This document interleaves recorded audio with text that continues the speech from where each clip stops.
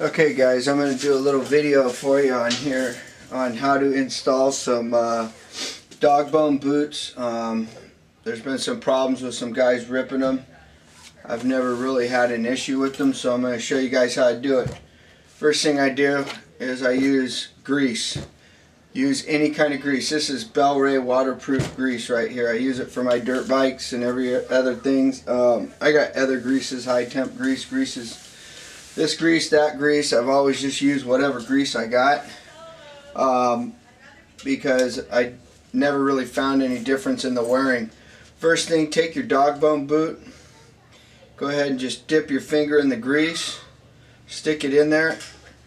And then put your finger in the boot. Go ahead and grease it up. And then go ahead and slide your finger. Slide it all the way on your finger so that you get all the accordions spread out. So that you have everything greased up in there. You should be able to fit it almost all the way onto your finger. Go ahead and grease up your boots. These are hostile boots. See, I got a lot of grease on there. So just go ahead and lube it up here and then shove it all the way in. You can put it in so far as to push your finger all the way through the top if you want to. Doesn't matter. So go ahead and grease them up and get all that grease on there, and go ahead and grease up the insides of the boots, and then just leave them like they are. They're all dry on the outside. Okay, and go ahead and trim your hostile boots as needed to whatever drive you're running. I'm going to do this with a Fat Dad 5mm bone.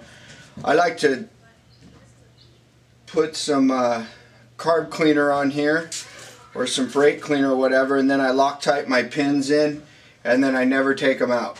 They Loctite in and then they stay in, and I don't have any issues with them. So I'm going to put it on a reinforced cup, and I'm also going to use a bone stock HBI cup here to show you how I do it and what I do.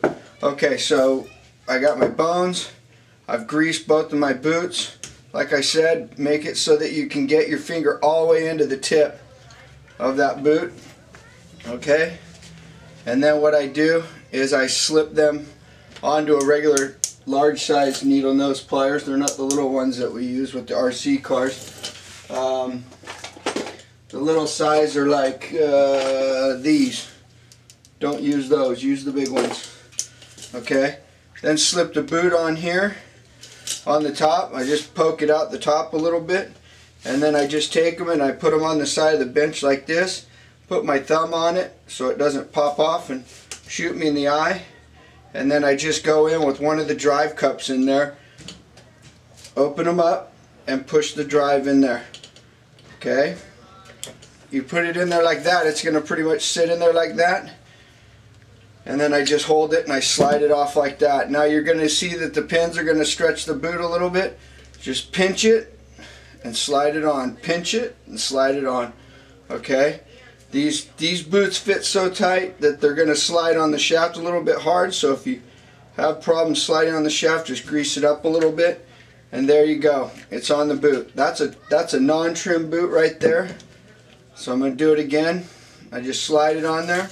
Hold it with my thumb, pull it apart like so, and slide the Dogbone in there. Okay? Like I said, it's going to sit in there just like that, and then I just hold the whole package and slide the needle nose out. You're going to see it want to poke through the edges there. Just pinch it where the pin is and push it on. Pinch it and push it on. Go ahead and get your bones up there. Now the other thing I like to do, now that you're going to put them on the drive shaft, is now that they're on here, you're going to see that they're not fitting totally sweet. You can slide them up past the knurls on the Fat Dad. Some of the shafts have them. I know the stock shafts have them and stuff. I like to run mine on top of the knurls, even inside the knurls.